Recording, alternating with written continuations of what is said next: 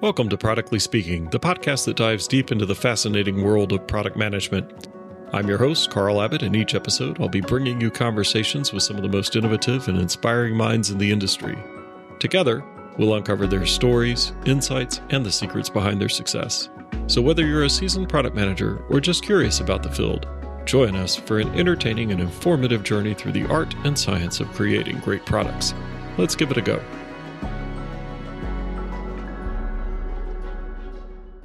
On today's episode, we're going to talk about stakeholders, product market fit, growing your career, and the role of AI in product management.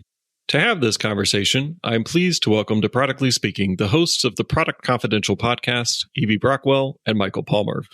Evie had an amazing product leadership career at Booking.com before deciding to quit the 9-to-5 and travel the world. For the last 3 years, Evie has been a consultant and works with companies like First Choice and Channel 4. Where she coaches product leaders to increase their confidence and add more impact without burning out. Michael is a Manchester, UK-based product manager at the BBC, working on improving the iPlayer front-end experience.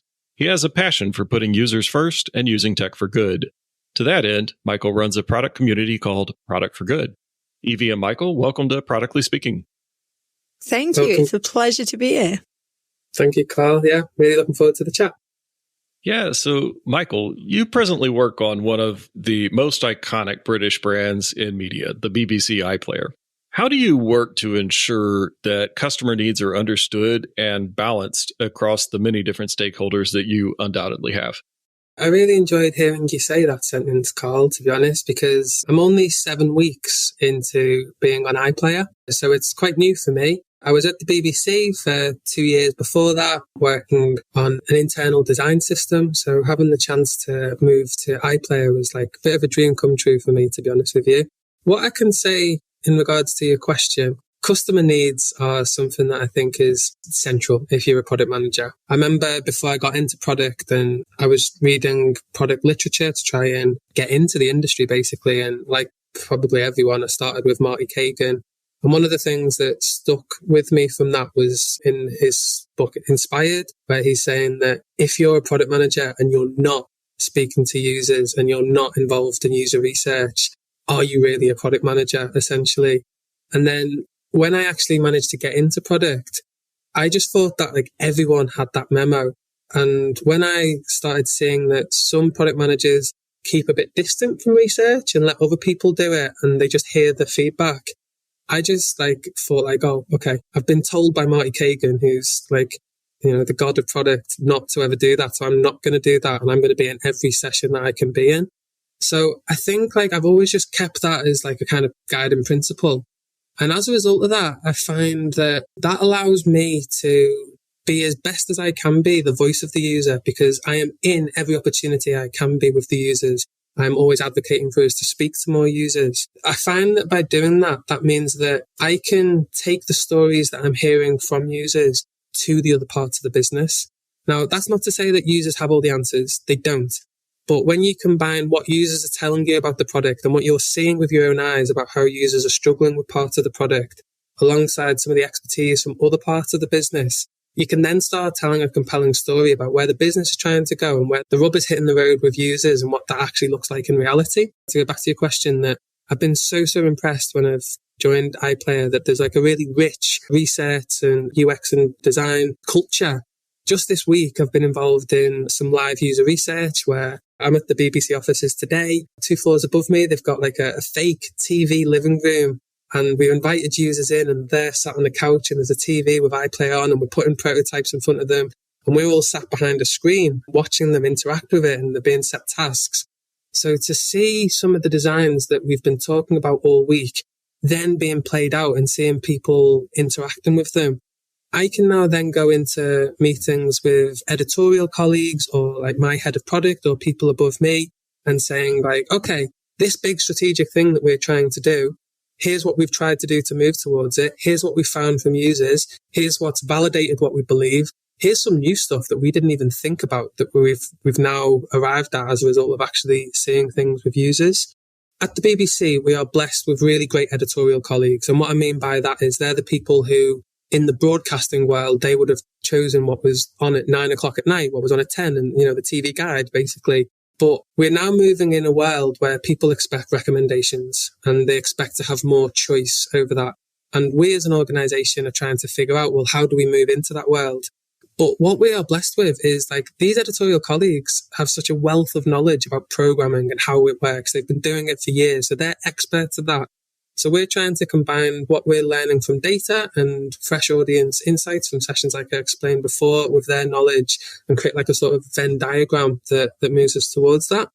Whilst we are trying to move away from a fully curated world and one that is tailored more to individual taste, but with curation mixed in with that, we're a bit different from other people on the market in the sense that we're a public service broadcaster with a remit to inform, educate and entertain.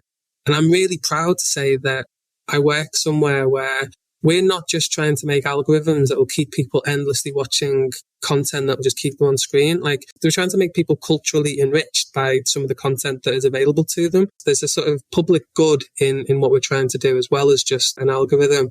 To go back to your original question, we're trying to find a way to mix curation, which is like the business needs, with users' modern day expectations about being able to have more choice and recommendations.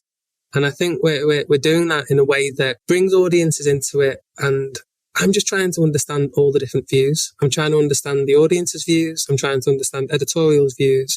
And through those, like find a way that gets us to what the business is trying to achieve in a way that delights users. And I think you can have all like the fancy frameworks you like, but essentially this comes down to building relationships, maintaining communication, seeking where possible to create and ensure there's alignment. And when there is difference, using your skills as a product person to influence, preferably with information from user research or competitor analysis or data. That's how I'm trying to get customer needs into the business and bring stakeholders along, basically, Karl. Yeah, thank you for that. I mean, that was a great answer. And those are some amazing examples of actual research getting done. I mean, being able to be behind a screen, the invisible screen, and being able to see how people interact with the product. That's really amazing. Another aspect of this, though, is you guys have built BBC iPlayer, which, again, it is an iconic brand. There is a tremendous amount of reputation that comes with BBC iPlayer already. How do you balance moving it forward, moving it into those areas that you were talking about without upsetting kind of the existing base or with carrying that base along with you so that that reputation is maintained? I've joined at a really fortunate time. What I mean by that is iPlayer, there's no two ways about it, was an absolute trailblazer. Before there was Netflix, before there was Disney Plus, before there was Prime, there was iPlayer. It really was a trailblazer and like power to the BBC for coming up with it. But it existed and it was born out of a different world. It was born out of a broadcast world where people sat down with the remotes and saw what was on television. And iPlayer was invented to supplement that. If you missed what was on last night, don't worry, you can catch up with it on the internet. That was a great solution for then, but the world has changed since then. Broadcast viewing is just like continues to decline at a really like alarming rate for the traditional world. So with that, the BBC needs to move to where audiences are today, which is basically the global streamers. They don't have their roots in broadcasting. What is normal for them is different from us. To be honest, there's an understanding within the BBC that we need to change because we're competing on a different market now. We're not just competing with terrestrial television. We're competing with people across the globe, leading the way in terms of using data, using recommendation based on your personal choices when you come on to watch stuff, your demographic information. They're running like tons and tons of experimentation. There's an appreciation that at the BBC, we need to move with the times to get to that. Not only because we want to compete and play to win, but also because audiences expect it now. If an audience goes to a streaming platform and it's not tailored to their choices, that is weird for people now. The organisation has recently recognised that it needs to move away from being a traditional broadcast organisation and move towards being digital first. And with that, there's an alignment of resource to go with that ambition. So a lot of that resource is being put behind improving our data platform capabilities, improving our recommendation engines, having data scientists to help us present people with better choices. But where my job comes into it, I lead the front end teams across mobile, web and TV. And what we're trying to do is create the rails and what the page looks like that can house these recommendations. So to go back to your question, whilst there's a lot of great tradition at iPlayer, we're also in a time where, from audiences using the platform to our leadership, to us in the teams, we know that we need to change. And we're trying to do that through being brave, through trying new things, and through relying on data and experimentation. Very cool. Shifting gears a little bit, I want to ask a question to Evie, and that is, you went from corporate life to product coaching. That's a move that can really only be done with turning your product management skills onto yourself. So how did you get started on that, and how did you assess your own product market fit? It's kind of interesting to think about our own product market fit.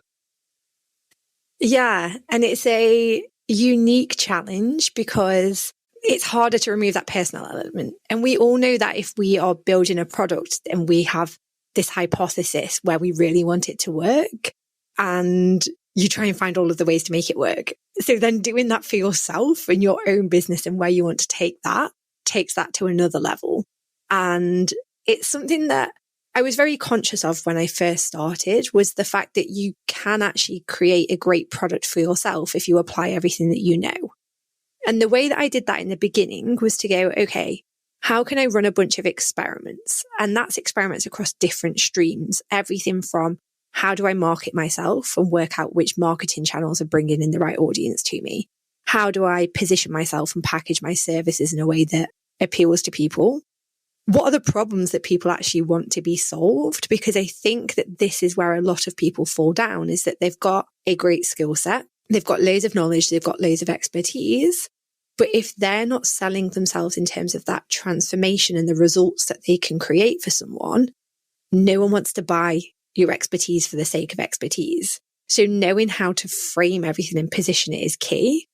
And then being able to reflect on those results and constantly look back and say, this is where I added loads of value and these are the strategies and tactics that moved the needle versus these are the things that haven't, is crucial. And in some places, I feel like I found great product market fit. The consulting stuff has been really straightforward. It's been really easy. But then when I've tried to do things like product coaching and move that to do it at scale, that becomes a lot harder because you're moving your skill set from being able to execute on something really well to playing more of a sales and marketing game, which obviously as a product person isn't always where your natural strengths are. So you have to learn more of that side of things.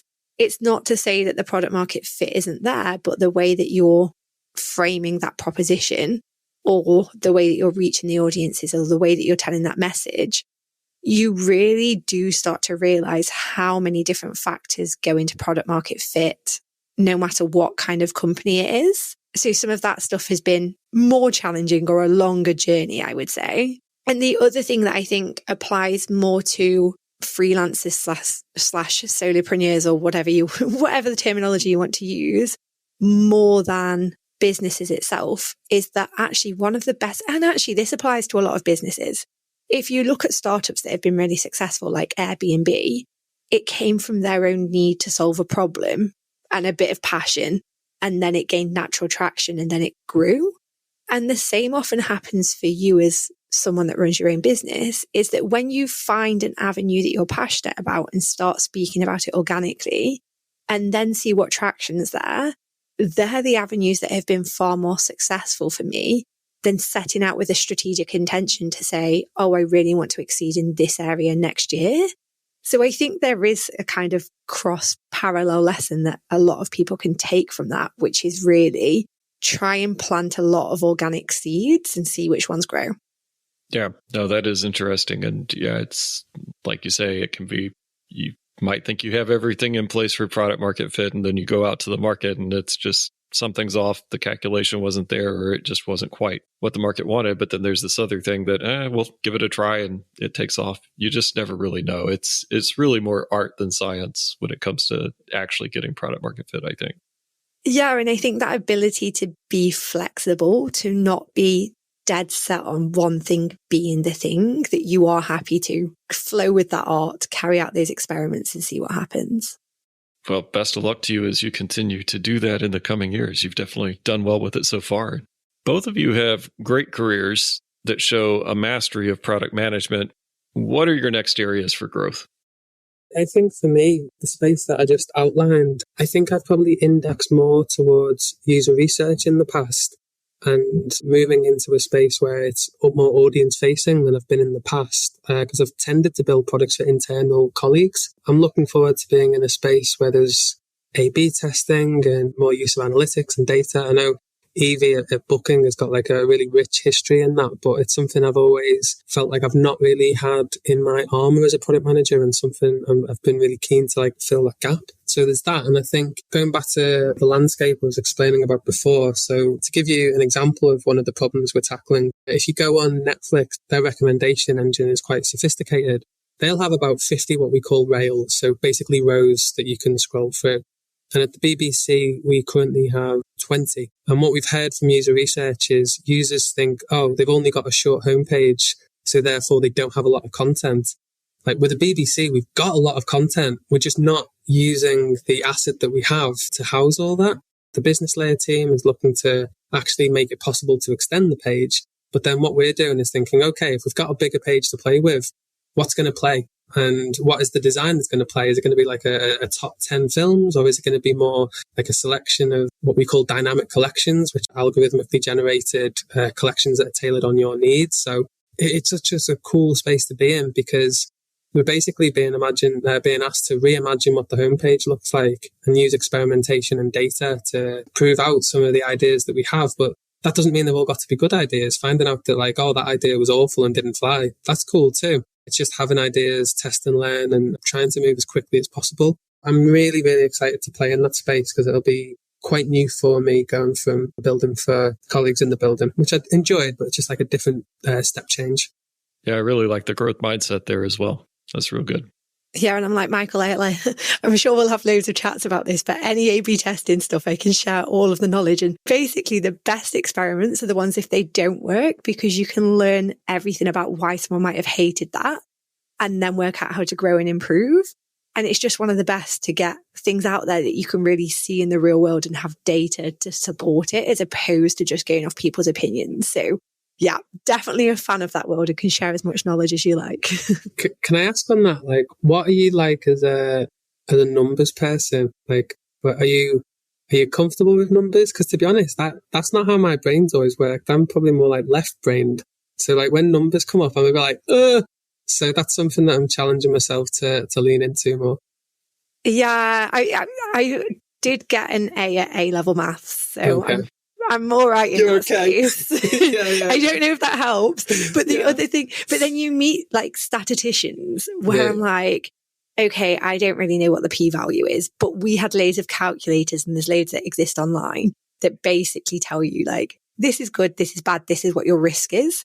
And they're the most important factors. So you can read these really in-depth articles and get super overwhelmed, but sometimes this is the best thing about being a product person, is that you take the complexity out of engineers, data scientists, analysts, and go, here's what you really need to know. Here's it in layman's terms. This is why it's important. So stick to that space and don't try and get too much in the detail would be my advice. Yeah, that's good advice. I don't think I'd be any good in the detail in this space. And I think it's always like, if there's people who are specialists, lean into them and try and simplify it as much as you can. So I like that advice. Yeah, best product approach to everything. Karl, would you like me to fire over my areas of growth? Yeah, let's go for that. Okay. I'm moving to an interesting space where my areas of growth are quite varied at the moment. I'm back in this planting seed space, but some of the things that I really want to do are more public speaking.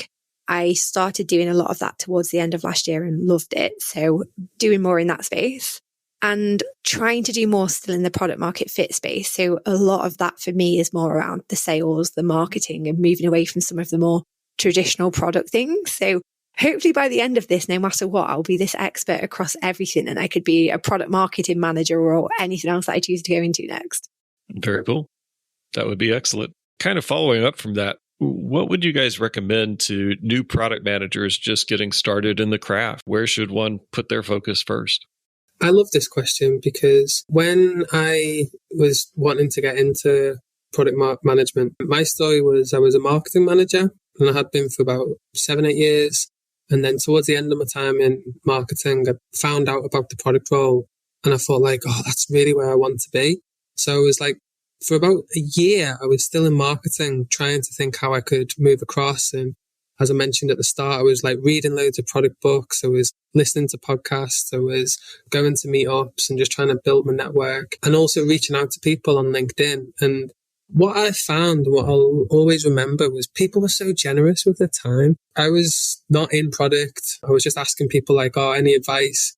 And most people who I reached out to would like spend time having a coffee, or at least give me an email back, or say, listen to this or check this out. So I always try and keep that in mind. And like, I'm really fortunate that I'm in a place in my life and career now where some people reach out to me and ask for advice. Try and pay back like the way that people were with me, because it would just be really remiss to not do that, basically, I think. So some of the things that I try and tell people is what worked for me at that period, which is, as I've kind of touched on before, is like, just try and connect. Like, there's loads of stuff available online, be it like people on LinkedIn, podcasts like this one that we're on, there's books, there's a million things on YouTube. Like, you can really go and arm yourself with a lot of knowledge just from what exists for free. So go out and do that. And also, whilst you're doing that, try and meet people. Just try and help people who can then introduce you to people. Like, I've now got in a situation where when I see an associate job, I send that on to about 4 people who I know are trying to get into the space, because people were kind enough to do stuff like that for me. I'm doing that for people who have reached out to me and said, oh, I'm trying to get into the space. So just be proactive. I'd also say, like, whilst there are lots of resources and you can just learn, it can be a bit intimidating. Like, sometimes I think people try and make product management out to be this like absolute science, and you've got to do it this way, and it's really shiny, and there's all these frameworks. But in my experience, it boils down to, do you have common sense? Are you able to communicate well with people? Do you like people? And are you able to explain ideas and try and bring people along? And if you can do those things, you'll probably be all right. So don't overthink it. Yeah, it makes sense. And I think on top of that general advice, the practical things that I would say are, one of the biggest lessons that I learned, and I think a lot of people go through this curve, is learning the ability to say no, especially when you're first new to the role and you've got all of these stakeholders that you think are experts, and you're like, well, I have zero knowledge, so I should just do what they say. And I made some real terrible mistakes early on in my career, where we added date of birth to a checkout funnel for the purpose of gathering marketing data, which tanked conversions. But I was like, oh, but marketing have asked for it, so I have to do it. And that's not true. So learning that early and having the confidence to be able to say, well, we should do this and we shouldn't do this, which, like Michael says, comes from having some common sense, but also from leaning into data and what the data is telling you early on in your career. And also from speaking to the experts like UX, UXR, and other product people around you to learn.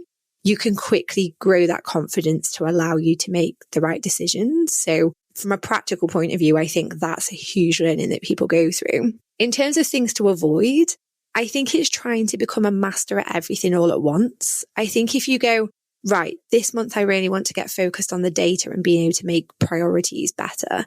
And then next month I'm going to focus on product discovery. And the month after I'll focus on working with the development team. That can help you have a way more structured approach than just feeling like you need to learn so many things, because it can feel a bit overwhelming to start off with. Can I add as well on that? Something that I didn't mention in my answer was I was really blessed, and I still am really blessed, to have had really great people mentoring me, both within the organisation I've been in. Like, I've had great line management, and I've just been fortunate with that. As well as having great line managers, like when I didn't have the experience, people to say, how do I do this? Like, what's an OKR? How do I lead this session? How do I set up a workshop? People to just like talk you through it and bounce ideas off. That was vital. And if you don't have that in your workplace, you know, there's people who you can find online who might mentor you. There's like people like Evie who provide product coaching, who can provide you that support to help you invest in yourself. I'd always encourage people, like, don't feel like you have to face it all alone. Like, bounce stuff off people, because it can be a lonely job if you don't have a support network. Are there things that you would recommend people avoid? It seems to be a career that lends itself well to people making themselves ill. You hear about that quite a lot. And I think that it seems to come down to people, because there's always so much to do, right? You're in the center of everything. You're in the center of the business, the engineering teams, user research. Like, you're going to be busy. Everyone's going to want to try and put a meeting in your diary. And I just think trying to start your day by realizing, like, what are the most important things I can do today? And making sure that you're doing those things and not everyone else's priorities. So like going back to what Evie said, like saying no to stuff, like if it takes you away from what is important for you and what you are trying to achieve that day, don't do it. Like that meeting will happen anyway. Ask someone to send you a Slack update on what was talked about. I heard a quote from Tony Blair where he said, "Don't let your diary control your priorities." And I think that's completely it. Like if you can't do the things you're trying to do because your calendar's full up, you need to ask yourself, like, does that feel right? Because the answer is no, isn't it? So don't do too much. Do what's sensible. Yeah, and on that point, if anyone follows me on LinkedIn, I throw this stat out all of the time now. But I did some research earlier this year and found that 92% of people in product had either burnt out or been on the verge of it. And it feels like this natural cycle that every product person feels like they have to go through to learn that lesson, to say, and it comes from a wide range of areas, but it is things like not taking control of your priorities, having the superhero complex and trying to fix everything and say yes to everything.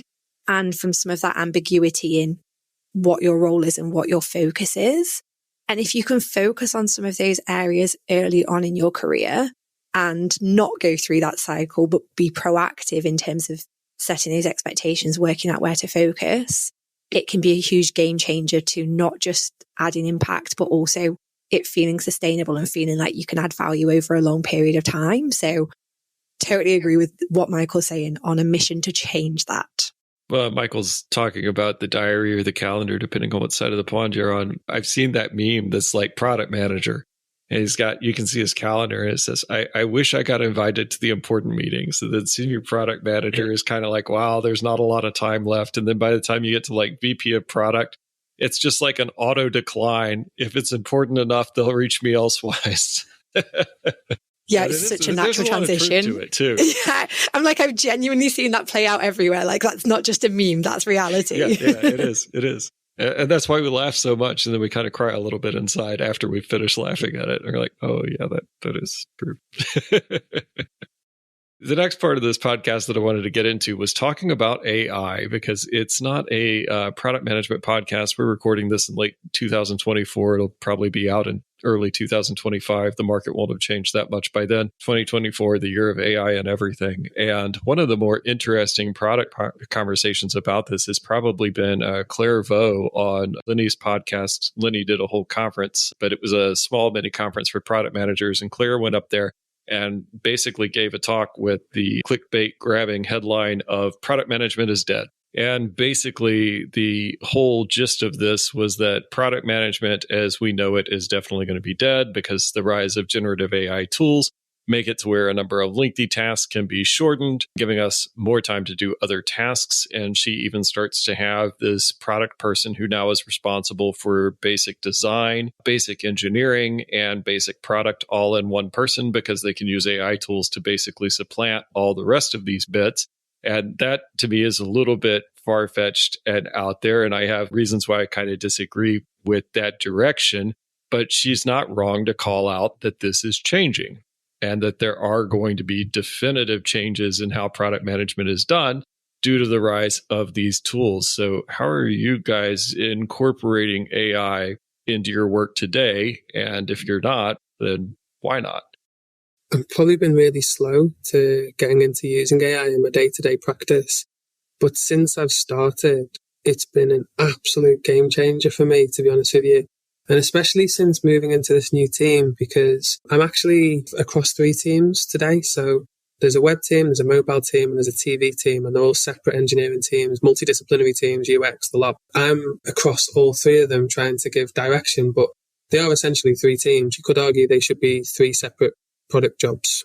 I have to, produce PRDs. I have to produce Jira tickets. I have to take user research and explain that to people. And if you think I'm writing all these things out individually for all 3 teams on my own, you are wildly mistaken, because I don't think I'd be able to do my job if I wasn't relying on Copilot. Now, I think there's something really interesting in how you use AI, because I think if you're using it to do your job and do the thinking parts of your job, I think you have problems. Because if you are getting AI to tell other people stuff and you don't understand why or like what is the reason behind what you're telling people to do, that's obviously going to cause problems. But if you're using it to like, okay, I know what I'm trying to say. Can you just tell this in a more succinct way, please? Like, for example, what I use it for quite a lot is if I am writing like a product strategy document, I'll sit there on my own and I'll write out the document. And then I'll say to Copilot, do me a favor, just make this a lot more crisp. And also maybe create some user stories about this part of the strategy document that are aligned to this OKR, or these are the major strategies that we're going for this quarter. Could you help with the OKR process? And it just gives you like a start of a 10 that you can then either refine yourself or alternatively you input into it and it refines what you've done. And it's making me a better product manager. There's no two ways about that. And I don't think it's making me a lazier one. I think I'm working better. I think I'm working smarter. But to go back to like the initial like clickbait product management instead, like it died last year as well, didn't it? With Brian Chesky. So it's revived itself and died again, it seems. And my belief on that is like, if a business gets to a point where it doesn't need alignment, or generative AI gets to a point where it can align marketing with sales, with user needs, then okay, maybe it is dead.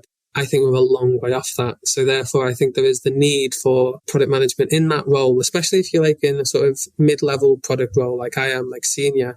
A lot of my job is to like take the business goals that have come down for me from leadership and find a cohesion within the team to deliver it, but also like looking left and right of me and making sure that like other teams are aligned and we're working together, collaborating on a thing.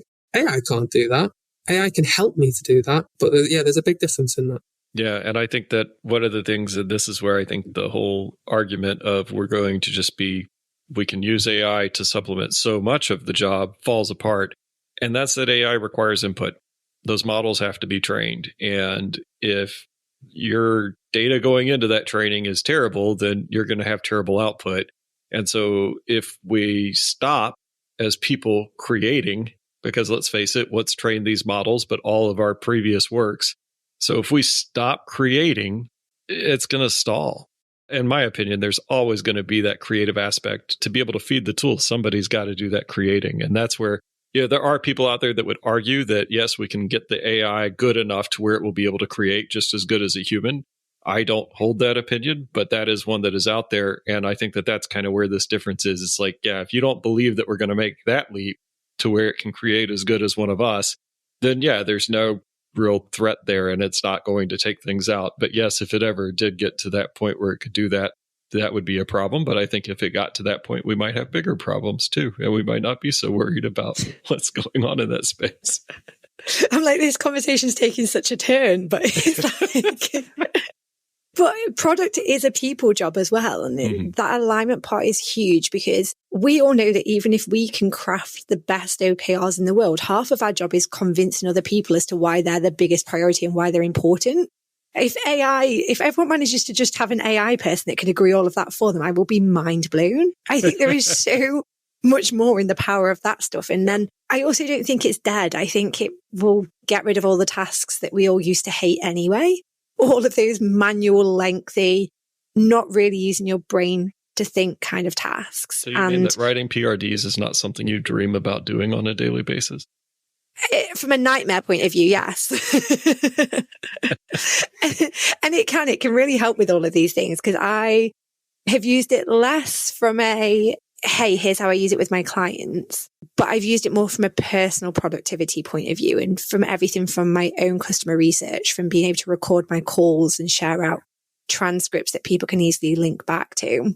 Those kind of things, or like having that person to bounce ideas from where you say, hey, like I've written this, do you think it covers all of these key points?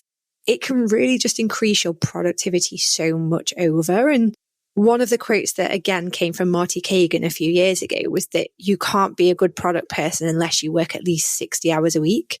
And don't quote me on that. Maybe it wasn't 60, but it was, I was about to say some pretty outrageous number, but that could be normal in America. But it's like, you can, because you can start to remove a lot of those cumbersome tasks and add the value in other spaces. I don't know a single product person that went, oh, I've got some spare time. So having AI on your side is only beneficial, in my opinion. Yeah. Yeah. No, I can agree with that. Yeah. I've not met product people with spare time either. And just being able to get some of that time back from, now I don't have to spend 30 minutes to an hour doing this. It's great. And I mean, even in podcasting, one thing that I've noticed, and this has been amazing just in this year, now I can take the transcript, because what I'll do with this podcast actually when I'm finished is I'll run it through OpenAI Whisper locally. It'll spit out a transcript. I'll take that transcript in a text file and give it to Copilot and say, now write the show notes, write the LinkedIn post to promote this. It'll be 80% of the way there. And that is an amazing starting point. I won't put those show notes and LinkedIn post out directly from AI, but I'm 80% done. And so what previously would have taken having to listen back through the entire episode and like taking notes while you're listening to it and then compiling it, now I can just push this through the transcript, push it into that and go, yes, that is what we talked about. Let me refine this a little bit more. And it goes and pulls out quotes and stuff too, which pulling out quotes from a podcast, that takes a long time to do and to actually get that quoted. It's amazing what you can save time on. And it's not like this is brain work. It's just busy work that I'm able to power through faster. Evie, I don't know about you, but Karl's description there gave me shudders thinking back to our early podcasts when we were doing that exact process. I don't know how we didn't quit then. It was awful. But now it's like we do the same as you. Yeah. I think we did it for about 3 episodes. And like we used to like take an episode each or halve it. And then we were like, surely there's a tool for this. And this is obviously like how much it's advanced just in 2024 that we didn't even know what existed at the beginning. And now like we're all using AI in different tools without even knowing it. And like you say, I think it's still got a long way to go in terms of tone of voice and everything else, but we're getting there. Yeah. I think one of the things that I think with AI though is like, if you use it as a tool, as we've said, to improve your productivity, so you've got more time to do deep thinking on stuff rather than manual tasks, that's great. But I think using it in lieu of deep thinking is problematic. So I'll give an example of that. So I went to a talk at a product tank and a user, this is like when AI was like just ChatGPT had just come out and people were like, wow, this is crazy. This person was saying that they had taken a load of user research analysis, like all post-it notes on a Miro board, and they had chucked all of that into ChatGPT and said, pull out some themes and some findings from this, please. And then he had set his user research team that same exercise. And whereas they'd taken 2 days and ChatGPT had taken like 5 minutes, they pretty much arrived at the same place. So in terms of like the actual task of theming stuff and coming out with findings, it was the same. But the user research team, whilst they had taken 2 days, had generated like other ideas through being in the room together, putting things together and talking and like, taking in the information. So there is something still about like, you need to be doing work to have ideas and to bring stuff up. So it's finding that balance, I think. Yeah. And there is a balance there because it's incredibly good at data classification, just like you've mentioned. I mean, like in 5 minutes, you've got what took a ton of people 2 days to come up with. That's amazing. But now sit that same group of people around with that output from ChatGPT and say, okay, these are the themes for all of this. Let's go through and verify it and see if there's anything else that we might have missed and have that conversation. Still take less than 2 days, I suspect, at that point. Yeah. So, yeah, it's pretty cool.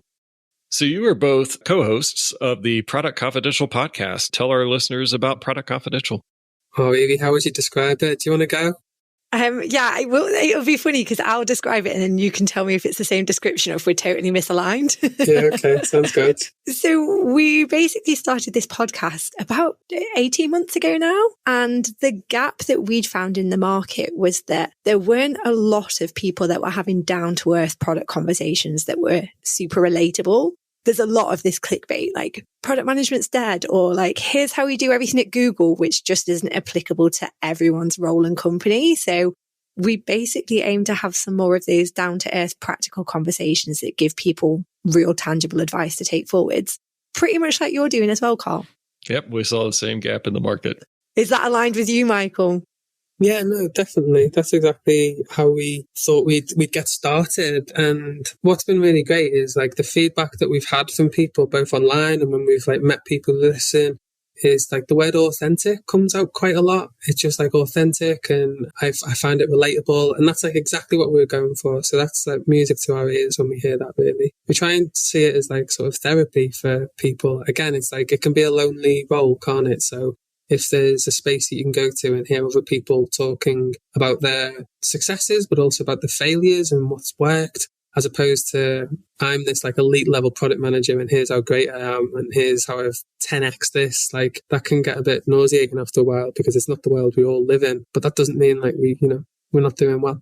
And is there a website, or should people just find you on the podcast platforms? Don't have a website. We've got our Spotify podcast page. People search for Product Confidential on either that or on LinkedIn. You'll find us, or reach out to Evie or I on LinkedIn. Yeah, excellent. And then Evie, you're a product coach. How can people work with you? Yeah, thank you. It always feels weird when I'm in this position where I'm like, oh, now I pitch myself. But I post all of my content on LinkedIn. So if anyone finds me there, you can find out what I'm up to. In 2025, I'm doing some free workshops in January that anyone can join. So a good way to kickstart the year. And I have a group coaching program, which makes it super affordable. And I'll be doing a bunch more work on burnout. So if that's a topic that people really want to overcome, then come my way and I'd be more than happy to help. Excellent. And then one final question to help our audience get to know you a little bit better. And this is for both of you individually, so you're not trying to answer this as a group. What hobby do you think would be a lot of fun to get into? I've always fancied having a go at fencing. Do you know the thing with swords? Yeah. That always looks good. There you go. They had a fencing club at my university and I was like, universities are one of the best places to get involved with these things that you could never do anywhere else. So maybe you need to go back and restudy. But I am doing a master's, aren't I? And I hadn't thought about that. Maybe this is my way of doing fencing. It didn't really happen that much in Liverpool. From the job, right? Yeah, exactly. I don't know. I feel like I need to go super rogue now because I'm like, most hobbies I've tried. The one thing I don't know if you can't really call it a hobby, but I really want to learn how to ride a moped or a motorcycle and I'm petrified of it. So I keep saying it's going to be a goal for each year, but then I keep putting it off. So maybe in 2025. Follow LinkedIn to find out if she keeps that promise. Or if she ends up in hospital. That is the fear. And as somebody who broke his leg ice skating earlier this year, I'm not the one to talk to about trying dangerous things. Hobbies, dangerous things, ice skating. But you'll be like, I'll never do that again. Yeah. I have no desire to go back. Yeah. Fair. All right. Well, thank you both for your time on the podcast and wish you well. You're welcome. Lovely to chat. This episode of Practically Speaking was brought to you by the letters P&M. If you enjoyed our conversation, be sure to subscribe so you never miss an episode. Share this podcast with your friends and anyone who loves a good story about product management. We'd love to hear your thoughts and feedback. Visit us at www.practicallyspeaking.com, drop us an email at hello@practicallyspeaking.com, or join the discussion on Matrix at #practicallyspeaking:matrix.org. Thank you for tuning in, and we'll catch you next time.